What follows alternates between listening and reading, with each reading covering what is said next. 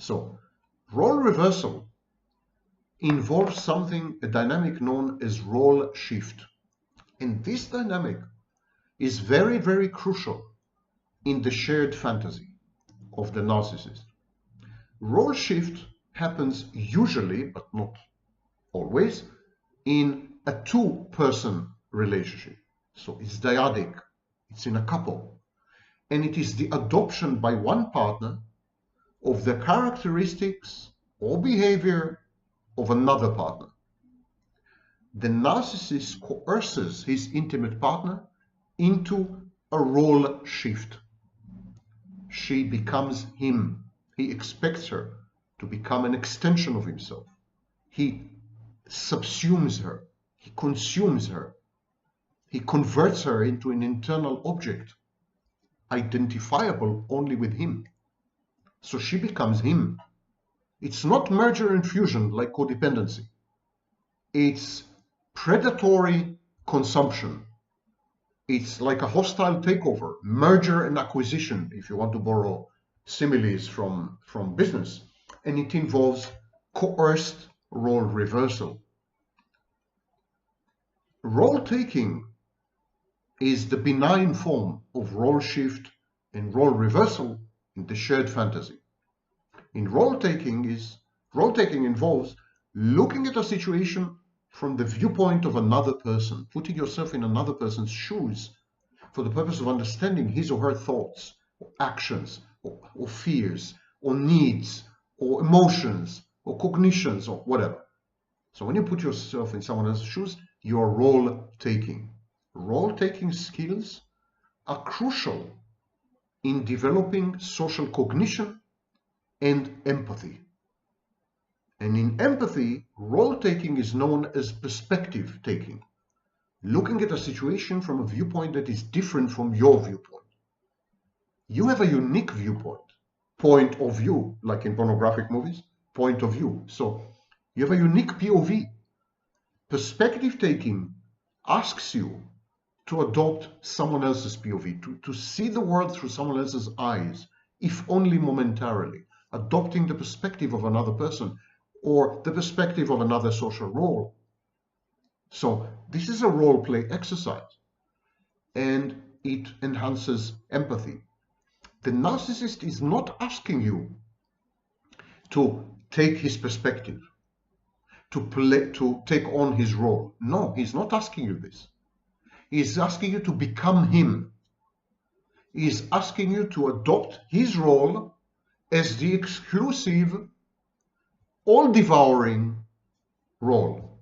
The minute you become the narcissist, you're gone. Narcissist expects you to eliminate yourself, to vanish, to repress who you are.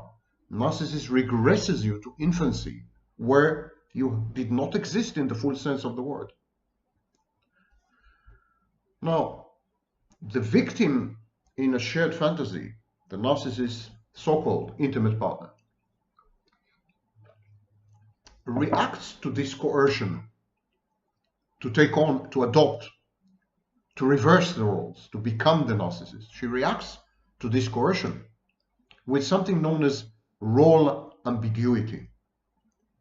Role ambiguity is there when there are indefinite expectations about the behaviors to be performed by individuals who occupy particular positions within a group, social setting, circumstances, or environment. So when you're not sure what is expected of you, the victim in a shared fantasy, and I'm using the word victim judiciously, the victim in a shared fantasy is utterly disoriented.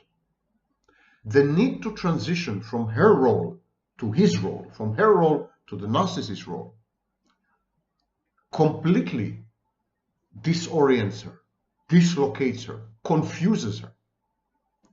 She is discombobulated, to use a $10 word. There's role ambiguity. She knows that the narcissist expects her to become submissive to the point of vanishing, to never defy him, never argue with him, never criticize him, always agree with him, adopt his point of view, work for his interests, and so on. She knows all this. But his expectations are never verbalized unambiguously. The narcissist maintains ambiguity, uncertainty, indeterminacy, and intermittent reinforcement as tools of control.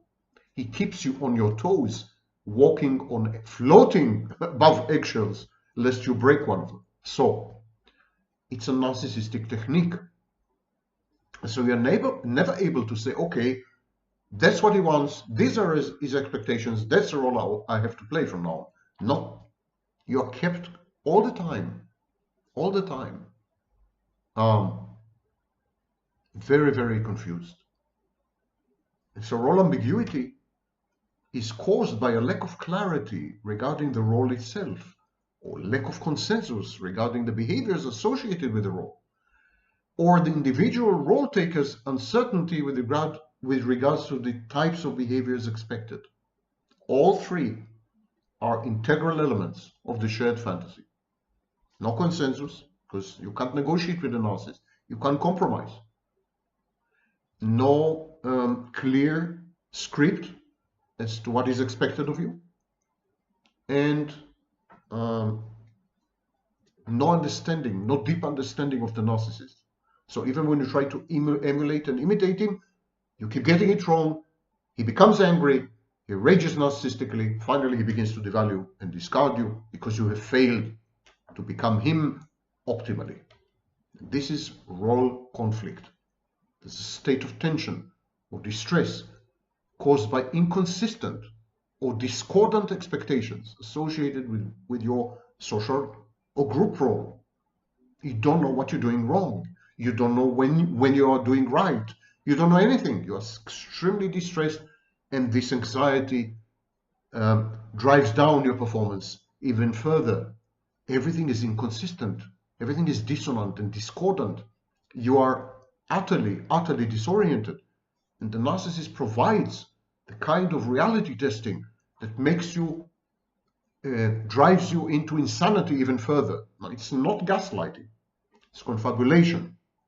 The psychopath does exactly the same as a con artist, but he does it purposefully, intentionally, and that is gaslighting. The narcissist simply confabulates. He wants you to become a figment of his fantasy. He wants you to become unreal. He has expectations from you to fulfill your role as a maternal mother, to help him to separate, individuate, and to behave in a way that will justify his devaluation. This is insane. The narcissist's demands as far as your role are insane. The psychopath's demands are goal-oriented. You can do business with the psychopath, however disadvantageously. You can't do business with the narcissist. He's nuts. He's simply nuts. The role that the narcissist demands of you is inconsistent with other roles. So he expects you, for example, to be his mother and his child. This is known as intra-role conflict. You can't fulfill the two roles successfully. Similarly, he creates an inter-role conflict.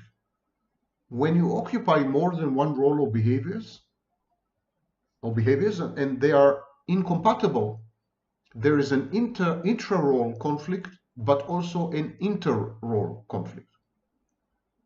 So your role is defined in a way that you can never fulfill it satisfactorily. You can never satisfy the narcissist because his demands are conflictive and contradictory, and he demands of you several roles which don't sit well with each other, contradict each other, negate each other.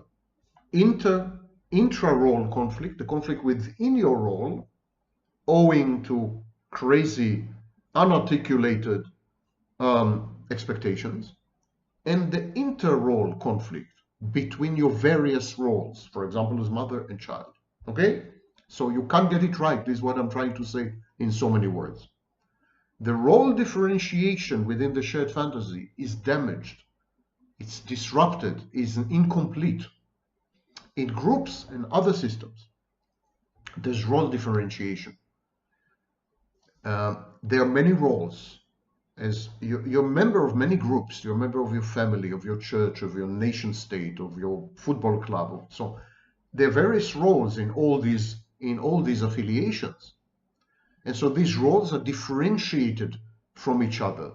There's a gradual increase in the number of roles and decrease in the scope of the roles, in their applicability. And each role becomes more specialized. So you learn the roles and then you differentiate them from each other. Gender differentiation is an example. Leadership roles is another example. In narcissism, in the shared fantasy, the narcissist does not allow you to differentiate the roles.